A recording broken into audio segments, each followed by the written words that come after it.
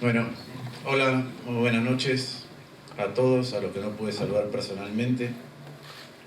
Lo primero es qué diferencia cuando alguien tiene una visión y puede desgranarla con una buena oratoria frente a lo que estamos viviendo todos los días en los discursos en el Congreso. Así que gracias.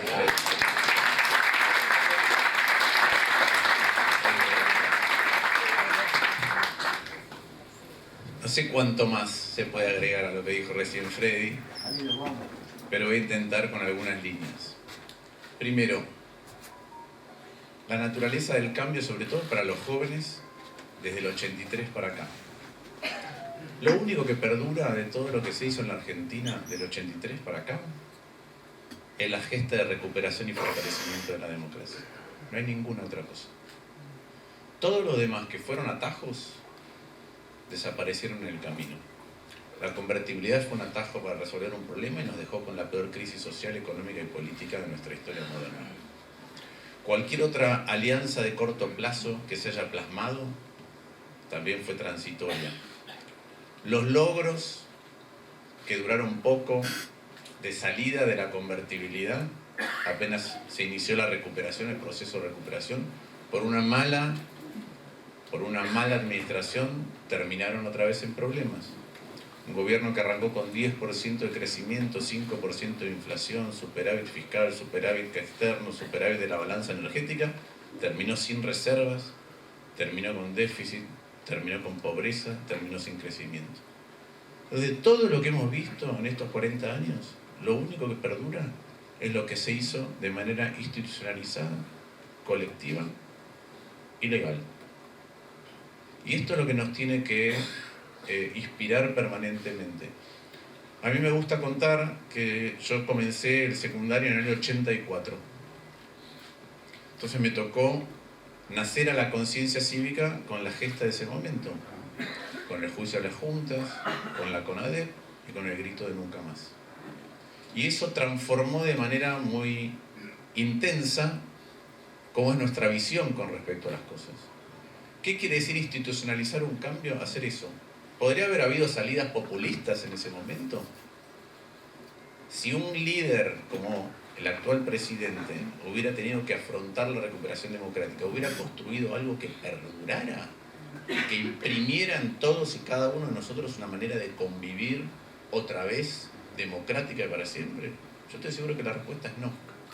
Porque los atajos, el aprovechamiento de situaciones de corto plazo, la manipulación de las cosas, no conducen a crear eso. ¿Cuál es el enorme cambio que hemos tenido? Piensen ustedes esto.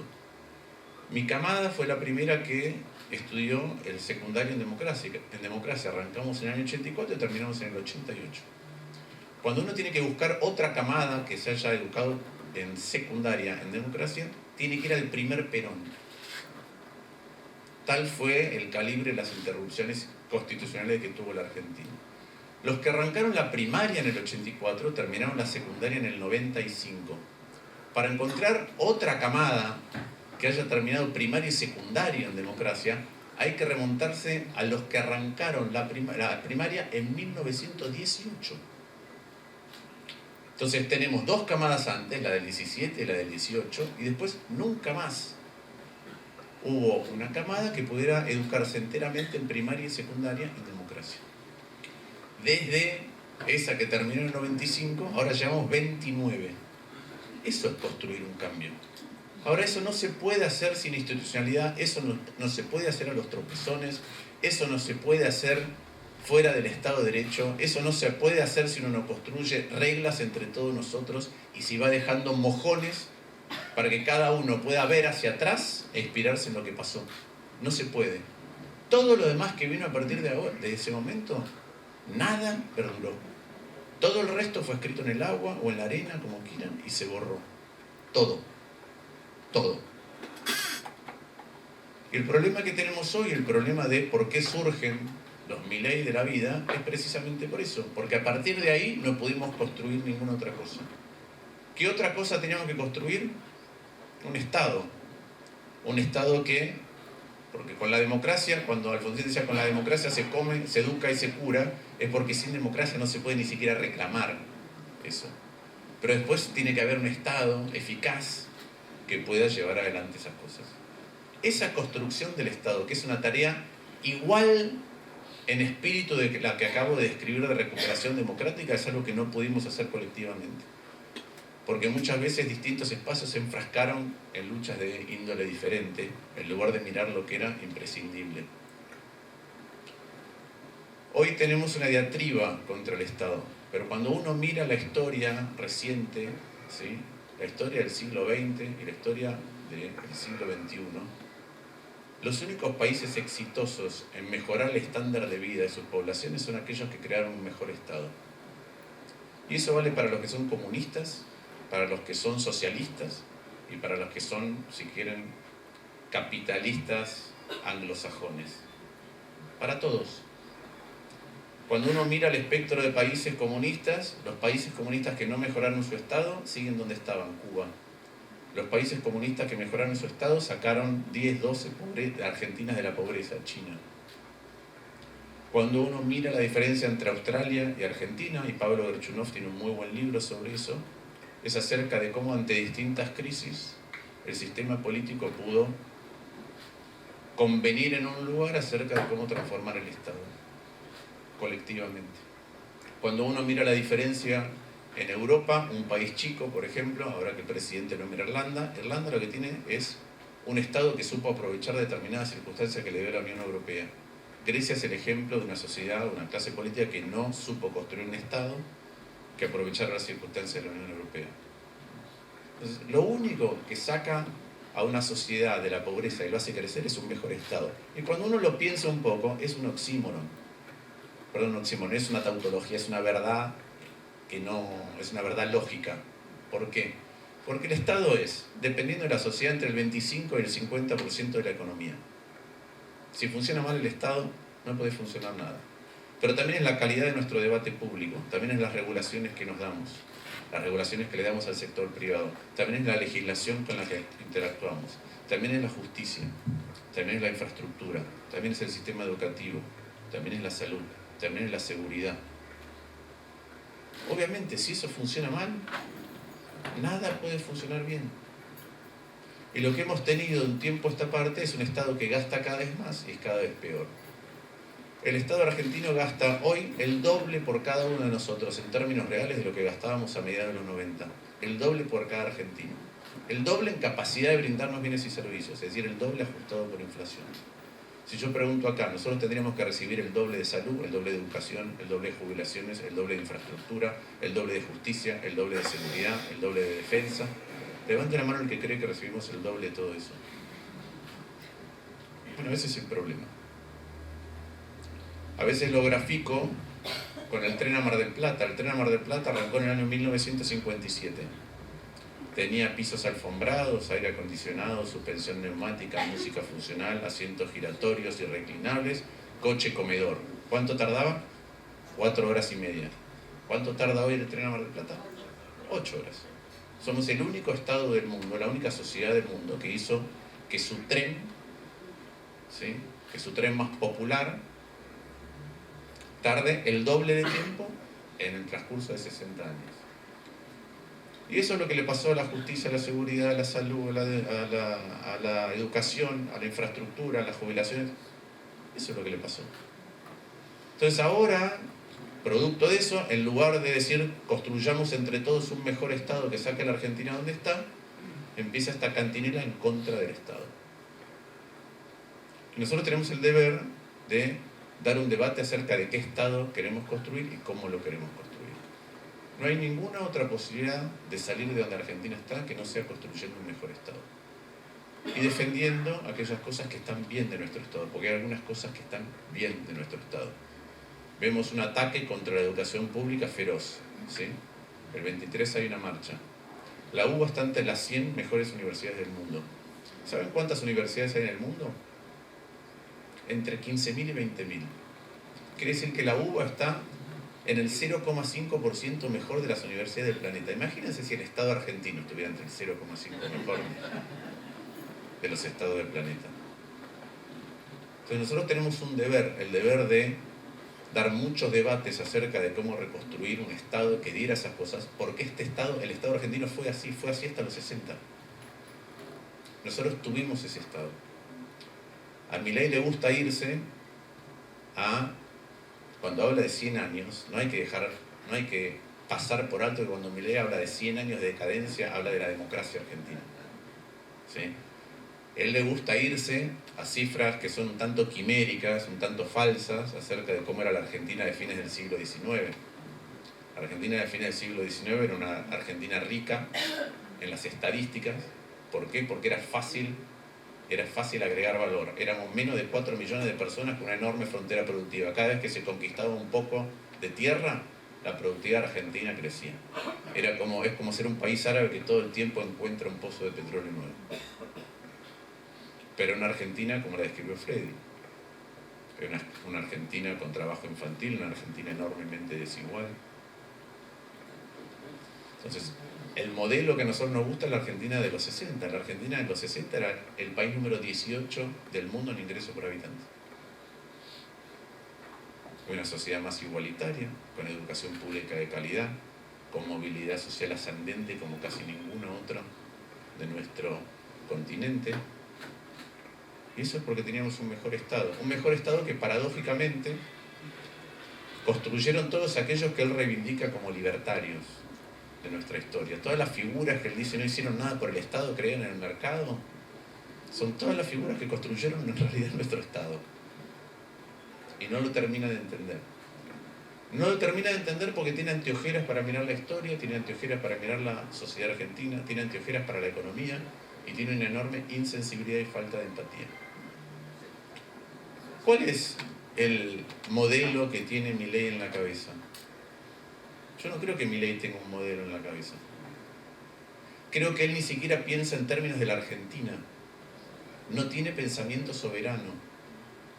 Recién Freddy decía la nación. ¿Qué es la nación? A mí me decían una vez, hace mucho tiempo, hicimos una investigación para escribir un libro. ¿Sí? Y queríamos saber qué pensaban distintos líderes acerca de la expresión proyecto país. ¿Qué es proyecto país? Porque se dice, pero no se le puede poner contenido. Y alguien, cuando arrancó a explicarnos cómo veía él lo que era un proyecto país, dijo, primero hay que definir lo que es una nación, y dijo, la nación es el espacio físico o geográfico en el cual la solidaridad surge por espontaneidad. Me preocupo por el otro porque es un compatriota. Esa noción de país, de nación, Milei no la tiene. Y voy a dar otro ejemplo más. Se peleó con Pablo Gorchunov por Twitter cuando fue el episodio entre Chubut y el gobierno nacional.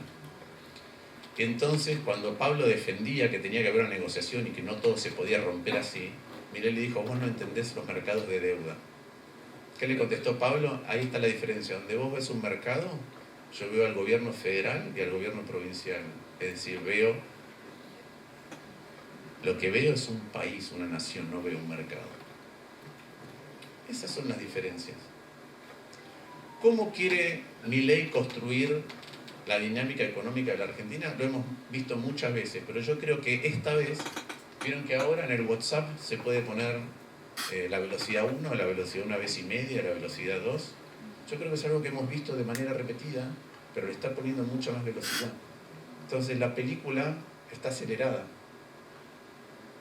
Y las etapas de pseudo éxito van a estar aceleradas y los problemas van a estar acelerados. ¿Qué está pensando él? Está pensando, en mi opinión, lo siguiente. Él dice, voy a bajar la inflación, cueste lo que cueste. El motivo por el cual muchos economistas pensamos que la inflación iba a bajar más bajo es porque nadie pensó que el presidente iba a ejercer un plan de ajuste tan brutal y con tanta crueldad. Y entonces, claro, si no hay plata para nada, tampoco hay plata para comprar dólares, pero tampoco hay plata para medicamentos, y cae el consumo de medicamentos y cae el consumo de alimentos en la Argentina. Y él piensa que una vez estabilizado y que pueda convencer a través de que el DNU siga vigente, que es lo que intentan algunos, o que se aprueben algunas iniciativas que están en el Congreso, o el Pacto de Mayo, a través de eso salir a convencer otra vez a los inversores financieros de que este no es un modelo de él, son iniciativas de él, sino que no son iniciativas que han abrazado el pueblo argentino y quiere un consenso sobre este nuevo rumbo. Y ahí ver si consigue dinero. Y mientras tanto, ¿qué hace? Bueno, mientras tanto va creando enclaves. ¿Qué son enclaves? Va creando condiciones específicas para aquellos que, escondidos detrás del carisma del presidente, van buscando, como decía Freddy, cuál es su propio negocio. Entonces, un enclave para hidrocarburos, otro enclave para la minería, otro enclave para las empresas tecnológicas. Y son enclaves chicos sobre todo porque no tienen capacidad de acercarse a otro sector productivo, alimentarlo, y sobre todo porque son poco intensivos en mano de obra. Entonces está pensando una economía parecida a la del siglo XIX, ¿sí? Con algunos lugares que tienen reglas propias distintas a las de todos los demás argentinos, donde ahí pueden recibir inversión y acelerarse, esperando como tantas otras veces que ocurra un derrame. Solo que el intento de derrame ahora arranca con la mitad de la población argentina en situación de pobreza. Y esa es la gravedad de cómo le enfoca su programa económico, su pseudo programa económico. Nosotros no podemos, Argentina no va a construir otra sociedad si vamos en ese camino de destrucción o de reemplazo del Estado por algunos poderes corporativos y donde hay permanentemente un discurso en contra del Estado. Pero además a esto, Milei le agrega una capa adicional, que es cuáles son sus características personales. Primero, es un presidente que no recorre la Argentina, es un presidente que no interactúa con otros sectores de la Argentina que tienen miradas distintas. Es un presidente que no habla con ningún intendente, no habla con ningún gobernador y no habla personalmente ni siquiera con su gabinete. Imaginen si puede un presidente así dialogar con la oposición o si puede tener un registro un poco mejor de lo que de verdad está ocurriendo. Él dice que entiende lo que de verdad está ocurriendo por Twitter, ¿sí? Pero yo no sé si los jubilados están diciendo en Twitter que no pueden comprar medicamentos. Yo no sé si aquel que tiene una precondición o tiene una edad avanzada y perdió su prepaga está pudiendo decir en Twitter que no consigue ninguna cobertura médica en ningún otro lugar. Yo no sé si las familias, cuando tienen que sacar a sus chicos de la escuela y tienen que lidiar con una situación adentro del hogar de estrés, de chicos que por ahí lloran o que fueron a otro lugar, que no encuentran amigos, que les hacen bullying, que los hermanos van separados, no sé si esas familias tienen tiempo para tuitear. No sé cuando una pyme recibe una factura de luz o de gas 3 o 4 veces más alta, si se puede hacer el tiempo en lugar de resolver el problema para poder seguir manteniendo a sus empleados, si se puede hacer el tiempo para tuitear. Ese es el problema. Además es un presidente extremo en sus medidas. Yo no recuerdo, estaba tratando de ver las curvas el otro día, no recuerdo una devaluación tan abrupta seguida de una revaluación tan abrupta. Si el presidente cree que este tipo de cambio está bien, si este nivel de competitividad del dólar está bien, ¿para qué hizo una mega devaluación antes? ¿Para qué es una mega devaluación? Para tener la capacidad de licuar. De licuar el salario, de licuar los ahorros, de licuar las jubilaciones, de licuar el gasto público. Entonces, ¿puede Argentina crecer? ¿Qué es lo que está haciendo él cuando licúa? ¿Está dejando un Estado mejor? No. ¿El gasto que es malo y hay que eliminarlo? Sigue ahí. El gasto que es bueno, lo único que hizo fue cortarlo. No hay ninguna reforma del Estado en lo que está haciendo. Ninguna. Y Argentina en los últimos 50 años creció solamente del 91 al 98 con la introducción del tequila, cuando hubo reformas que nos pueden gustar más o menos, se pueden haber hecho mejor o peor, pero hubo reformas que hicieron más productivo el Estado en algunas áreas. Recuerden ustedes que nos costaba tener gas en invierno, recuerden ustedes que los departamentos se vendían si tenían teléfono o no a un precio distinto, recuerden ustedes el tipo de infraestructura que teníamos, recuerden ustedes que muchos de mis colegas economistas vivían por tener información que otros no tenían porque iban y hablaban con el Banco Central y la información no era pública. Entonces Argentina creció cuando tuvimos un tipo de cambio fijo y atrasado, pero hicimos más productivo el Estado. Y después Argentina creció del 2003 al 2010, con la interrupción del 2009. ¿Cuándo qué? Cuando se hizo peor el Estado, pero el tipo de cambio era competitivo. Es imposible que Argentina tenga un modelo de crecimiento que incluya a los argentinos si no tenemos un tipo de cambio que permita a la economía y a la sociedad respirar y al mismo tiempo hacer mejor el Estado. Esas dos cosas en conjunto pueden hacernos crecer rápido, ya lo vimos en el pasado. Esta combinación de una no reforma del Estado o de una mala reforma del Estado, de cortar aquellas cosas que son importantes para el desarrollo futuro, al mismo tiempo que trazamos el tipo de cambio, no puede generar un modelo de crecimiento sustentable. No puede generar un modelo de crecimiento sustentable. Pero además el presidente tiene otras características. Detrás de ese dogmatismo que él manifiesta y esa idea que parece tan convencida, hay una contradicción a cada paso que da. Freddy mencionó una. Elon Musk. ¿No habla el presidente en contra de la acción del Estado y los subsidios? Bueno, todas las empresas de Musk crecen en Estados Unidos por los subsidios y el direccionamiento de la política de Estado en determinada dirección. Tanto en la carrera espacial, ahora privada o privada en conjunto con lo público, como en lo que es comunicaciones, como en lo que es en autos eléctricos. Todo eso está direccionado y subsidiado por el Estado. En la Argentina él también dice, no quiero un Estado que intervenga y que decida quién gana y quién pierde y subsidie. ¿Qué es el régimen de grandes inversiones que va a hacer? Es desgravación impositiva para algunos sectores que pudieron hacer lobby. Cuando era candidato hablaba de un Estado que persigue siendo un Estado fascista. ¿Qué es un Estado que le paga un ejército de troles y militantes para que haga daño en Internet, si no es eso? Cuando hacía campaña hablaba de los periodistas ensobrados. Ahora que hay un montón de periodistas que lo tratan entre algodones permanentemente, esos que no están ensobrados. Es un presidente que dice que en la universidad pública se adoctrina. Imagínense ustedes cuál sería la lista de lecturas si Milei fuera el director de la carrera de Economía. ¿Cuán amplia piensan ustedes que sería esa lista de lecturas, esa currícula? Es un presidente tan extremo que lee mal a Hayek. Porque Hayek creía que había externalidades, él piensa que no, que había fallas de mercado, que había que tener un Estado que pusiera un piso de estándar de vida a la sociedad, y además que tenía que regular en materia de sanidad, en materia de trabajo infantil. Él no cree en nada, es decir, es un lector extremo de Hayek. Ni siquiera puede contextualizar por qué Hayek escribía esas cosas.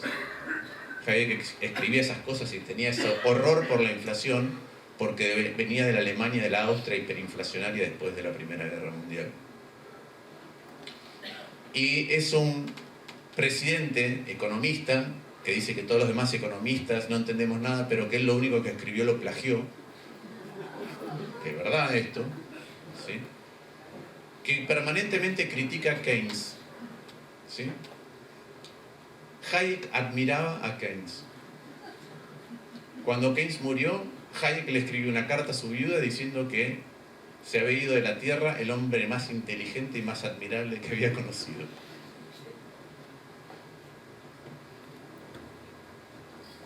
Es un presidente que dice que antes de subir un impuesto se cortaría el brazo, pero puso el impuesto país y quiere reponer el impuesto a las ganancias. Es un presidente que dice que la Argentina tiene que ser abierta al mundo porque tiene que comerciar más. Y lo primero que hizo fue poner el impuesto país y mandar una ley al Congreso donde le ponía retenciones a los productos industriales a lo largo y a lo ancho de la Argentina. Es un presidente que es una contradicción caminante. Es un presidente que señala que otros se suben el sueldo y se lo sube él. Y se lo sube a su hermana. Y se lo sube a su vocero. Ahora voy a ir. Ahora voy a ir. No me tienen paciencia. Ahora voy a ir. Estoy haciendo un diagnóstico de cuáles son las cosas que sí son permanentes y que es por lo que nosotros tenemos que luchar. ¿Cómo es que se logra desarrollo y crecimiento económico sustentable en la Argentina? Y cómo esto que hace Milei no va a conseguir ninguna de las dos cosas y no deja nada futuro. Y ahora voy a ir a qué es lo que hay que hacer. Primero, frente a un presidente que lo único que hace es agredir e insultar, y por ende es un presidente que no va a escuchar, porque ese es el problema. Yo camino un montón en la calle, la gente a veces dice, no le pegues tanto. No me dice, está mal lo que está, me dice, no le pegues tanto. ¿Por qué no le pegues tanto? Yo voy a decir qué es lo que me parece que le está pasando a la gente. La gente acaba de votar y ninguno quiere volver al pasado, ninguno, porque fueron 20 años horribles, cada vez peores. Nadie quiere volver al pasado, pero también acaba de votar. Entonces ve que está atrapada 3 años y 8 meses acá. Entonces que traten de que funcione bien, pero el problema es que el presidente es dogmático, el problema es que el presidente es violento, el problema es que el presidente no recorre y no habla con nadie. Entonces es muy difícil ayudarlo. Entonces nosotros nos tenemos que organizar de otra manera. ¿Qué es organizarnos de otra manera? Lo primero que creo es que, y por eso quería felicitar a lo que hicieron hoy ahora, tanto en el contenido como en el espíritu. ¿Sí? Recién cuando cerraba Freddy, ¿sí? Diciendo quiénes, cómo sumamos y cómo restamos, muchas veces he oído hablar a varios de otros espacios políticos diciendo, ahora cuando miro para atrás fuimos muy intolerantes con Alfonsín. Bueno, las cosas que pone en riesgo Milei hace que las prioridades de todos nosotros de distintos espacios políticos cambien y se unan para preservar lo que hay que preservar. Entonces yo creo que ese es el primer punto. El primer punto es tenemos que buscar una unidad más grande. El segundo punto, y esto lo digo para los correligionarios, voy a hacer un recorrido de qué le ha pasado al partido a medida que se ha ido alejando de sus identidades y buscado atajos. En el año 83 el radicalismo ganó solo y por mayoría. Solo. Cuando volvió a ganar, en el 99 ya ganó una alianza. En el año 2003, si no fuera porque es un partido que a veces expulsa de sus filas, algunos porque no se abre lugar, el radicalismo hubiera ganado la elección en el año 2003. En el año 2007 fuimos sin candidato radical. ¿Sí? Fuimos con un vice radical, pero tuvimos que ir a buscar candidato en otro lugar. Sacamos 22%, si no recuerdo mal. En el año 2011 fuimos con candidato radical y sacamos 11%. En el año 2015 nos animamos a ir a unas PASO, pero hasta ahí. Hicimos una alianza, pero no fuimos a competir de verdad con nuestras ideas. Entonces no tuvimos candidato a presidente, tuvimos precandidato a presidente. En el año 2019 ni siquiera nos animamos a ir a pelear ni un vice ni unas PASO. Y entonces la fórmula del espacio nacional nuestro no tuvo ni candidato a presidente ni candidato a vice. En el año 2023 fuimos unas PASO y por lo menos hubo 2 candidatos a vicepresidentes radicales. Pero perdimos. Entonces yo creo que el futuro es coalicional y yo creo que Milei abre las puertas para un futuro coalicional donde algunas diferencias hoy entre algunos de nosotros son menos relevantes porque hay que cuidar otras cosas y construir unas en las que estamos de acuerdo. No, pero yo creo que eso lo dejó en claro Freddy. ¿Sí? Creo que eso lo dejó en claro Freddy. ¿Sí?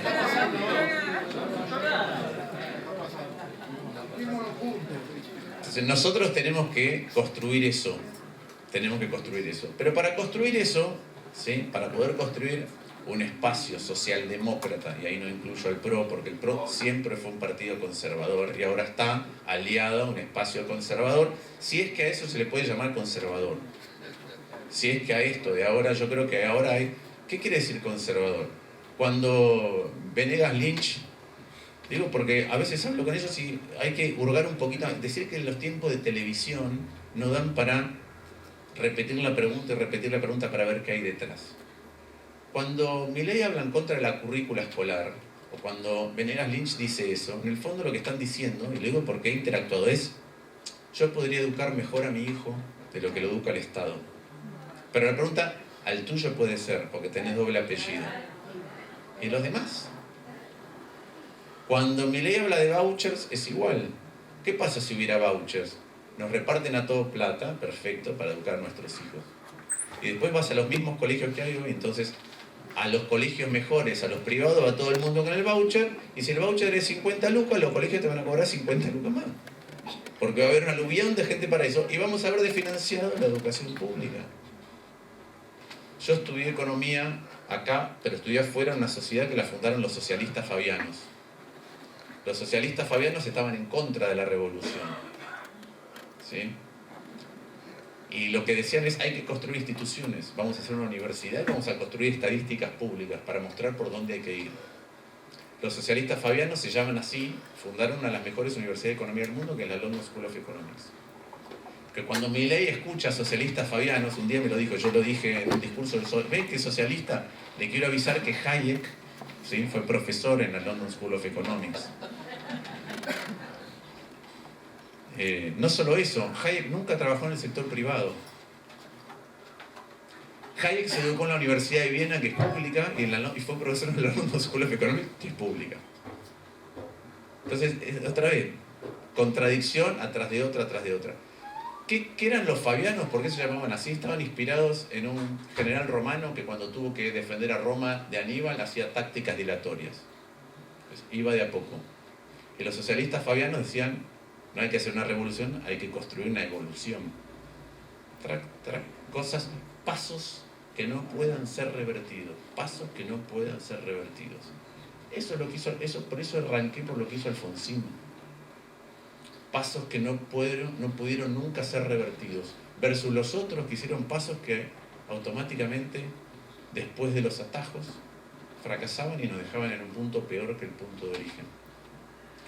¿Qué es lo otro que hay que hacer frente a un presidente que agrede, que tiene un ejército, etcétera?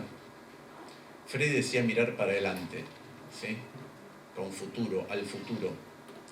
Pero para poder mirar hacia adelante nosotros tenemos que ir a beber de la fuente de la juventud.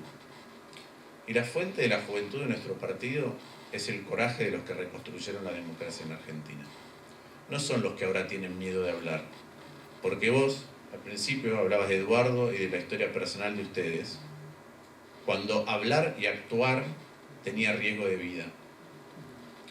Y para defender, es decir, ¿por qué uno hace política? No hacemos política para resolver problemas personales. Los problemas personales los resolvemos cada uno de nosotros. El problema del entorno lo resuelve cada uno. Hacemos política para resolver problemas colectivos.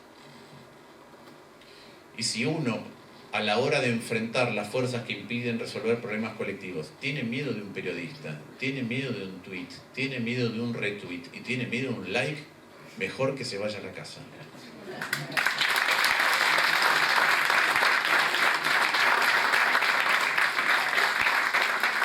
Nosotros, juntos, el espacio del centro, como lo quieran llamar, el espacio socialdemócrata, el espacio reformista, no sé cómo lo quieran llamar, me da lo mismo a esta altura. El democracia de los liberales de izquierda, ¿sí? Nosotros, juntos, tenemos que recuperar algo que perdimos, que se llama vocación de mayoría. A veces nos juntamos y parece que tenemos un complejo de minoría. Algunos tienen complejo de inferioridad, lo dijimos muchas veces en la interna de la provincia de Buenos Aires, con Freddy, algunos que tienen complejo de inferioridad. A veces parece que tenemos complejo de minoría, que creemos que vamos a ser minoría. Y hay que salir de ahí, hay que construir colectivamente con aquellos que piensan de manera afín. No con cualquiera, con los que piensan de manera afín. Y construir con vocación de mayoría. Y construir con vocación de que lo único que vamos a hacer es algo que deje a la Argentina en un lugar mejor para que los siguientes puedan seguir a partir de ese lugar. Y esa es nuestra única meta en política y en la historia, no hay otra. En la construcción de una sociedad que sea más justa y más igualitaria. Más justa y más moderna. Que sea moderna y de iguales. No puede ser moderna para el 10% de la Argentina, no puede ser iguales en la pobreza. Y una sociedad moderna y de iguales requiere un Estado que sea eficaz y que no tenga deformidades acumuladas y dispendio de gasto por todos lados, pero que sea sensible. Si no tiene esas dos cosas, no vamos a poder construir la sociedad que soñamos. Ahora, insisto, no sirve llenarnos la boca con Alfonsín, no sirve llenarnos la boca con Irigoyen, no sirve llenarnos la boca con el partido que fundó la democracia por el voto universal masculino en esa época y que recuperó la democracia para la Argentina e inaugurar casas y bustos y ponerle nombre a edificios, si después a la hora de tener coraje no nos inspiramos en los que tuvieron coraje para dar pelea. Y lo que hacemos es hablar de nuestros próceres, pero actuamos con cobardía, entonces nos vestimos con nuestros próceres, pero no los honramos de ninguna manera cada vez que hablamos. Y nosotros tenemos que recuperar eso, y tenemos que recuperar la amplitud, y tenemos que pensar esto que para mí es muy importante, que es, hoy la gente está atrapada, y cuando le preguntan en una encuesta, ¿estás a favor o en contra?, lo que quiere es que le vaya bien y no quiere nada del pasado. Pero, ¿por qué? Porque hoy, lo voy a graficar de esta manera, si uno va en un avión de acá a Madrid y son 13 horas, ¿sí? Te dicen, a la hora 2 te dicen, pollo o pasta. Y vos decís, uy, la última vez con el pollo me intoxiqué. Dame la pasta. ¿Por qué? Porque sabe que faltan 11 horas para poder comer. Hoy en la cabeza de la sociedad no se está imaginando que hay otra opción política, porque no tiene ningún espacio donde manifestarse por esa opción política.